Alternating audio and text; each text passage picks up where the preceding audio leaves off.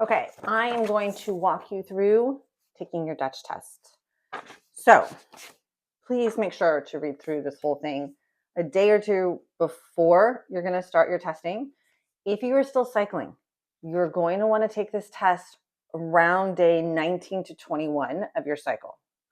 If your cycles are super erratic all over the place, don't worry about it so much. If you don't have a cycle anymore, it doesn't matter at all, okay? But do your best to try to get it around days 19 to 21 if you're still having somewhat regular cycles, okay? The first thing I'm going to suggest that you do is read through all of this, okay? Seems like a lot. It's really very self-explanatory. If you're taking hormones, it tells you when to take them in relation to your test. If there are certain foods and supplements that you might want to avoid about 48 hours before you take this test. So please make sure that you read through that. Now, there's two different ways that you can do these collections, okay? There's all these little sample strips. You're going to pee on the litmus part of these sample strips, and I'll show you more about that later.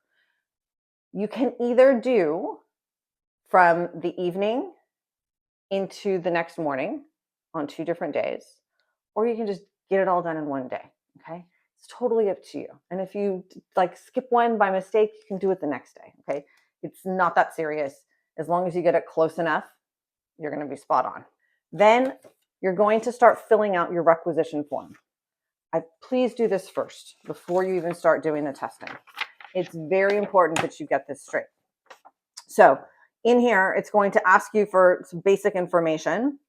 And then if you're taking any hormones, please note them here, the type of hormone you're taking, how you take it, like is it a patch, is it a cream, whatever, your dose, and how often you're using it, okay? There are other prescriptions that are noted here that can impact the test results, so please make note of those. On the back, there is a questionnaire for chronic disease, for females, for males. Please make sure to note that.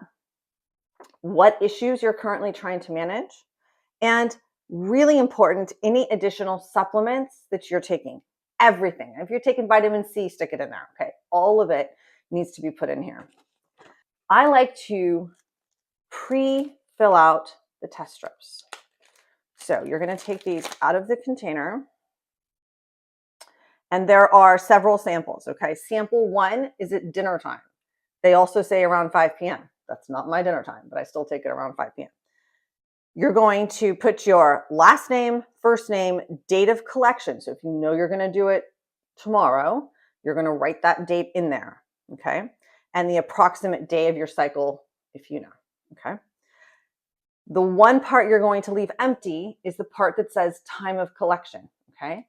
You're going to fill that out later, but you're going to keep track of all of your samples right here. So what I do is once I have this requisition form filled out, I leave this in the bathroom with a pen. And when I take my sample at dinner time, I note the time here so that later on when these are dry, it's easy to write down exactly what time I took that sample, okay? What you're going to do when you go to take a sample is you're going to open this up. This is the litmus paper, okay? You're going to stick that between your legs and pee directly onto this. Shake it out. And then you're going to leave it open like this, and I just set it on the back of the toilet. Okay, it needs to dry for about 24 hours. Once it's dried, now please try very hard not to touch the litmus paper with your fingers. You don't want to dirty it up. You're going to put this, you're going to fold this back together. And now that it's dry, you're going to write that collection time that you put on your sheet. Okay, very, very simple. There is a sample, like I said, for dinner time. There's another one for bedtime, sometime around 10 p.m. If you wake up in the middle of the night to go pee, there is an extra sample that you should try to do. It's a little bit harder to do, I understand, in the dark when you're not really awake. But please keep that extra sample to the side so that you're ready to do it. And then in the morning, you're going to take sample 3 immediately upon waking. So if you wake up and you're just kind of lying in bed thinking about waking up, get up and go take your sample, okay? Because what we're trying to do is figure out what your cortisol is doing first thing in the morning, okay? And then you're going to take your final sample about 2 hours after waking. Again, let them all dry separately, notate your times right here in the sheet, and then you can copy them on there.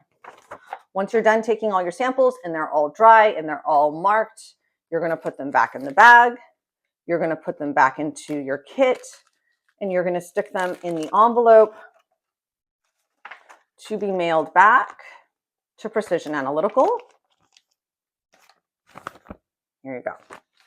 If you have not already paid for the test, make sure that you fill out the credit card information on your requisition form as well. There are a couple things I want you to think about when you're taking this test, okay? First of all, if you ate one of the foods on the list that you're not supposed to eat, it's okay. Just make a note on your requisition form. The one thing you want to avoid is drinking too many fluids, okay? Now, it says in there that you should avoid caffeine and alcohol, but there are plenty of you, myself included, who do not function without caffeine, okay? Now, if I ask you to take these samples without coffee in the morning and you're miserable, I'm not going to get a true understanding of what your mornings are like, right? I'm going to get a very stressed out version of you. Let's not do that, okay? But just make sure that you don't have, a huge venti or something like that. Try to limit your liquids, because if your urine is too dilute, then we'll have to redo the samples, okay? But please don't stress about the food and the water and the caffeine. Just do your best, minimize what you can, but I don't want you getting a caffeine withdrawal headache either. Once you've shipped it off via FedEx, I like to just do a drop off, but if you want to call and get a pickup, that works too. It takes about 2 weeks for us to get those results. And we will spend time going over it together, making sure that how you're feeling is correlating with those results, and then come up with a plan about what to do next.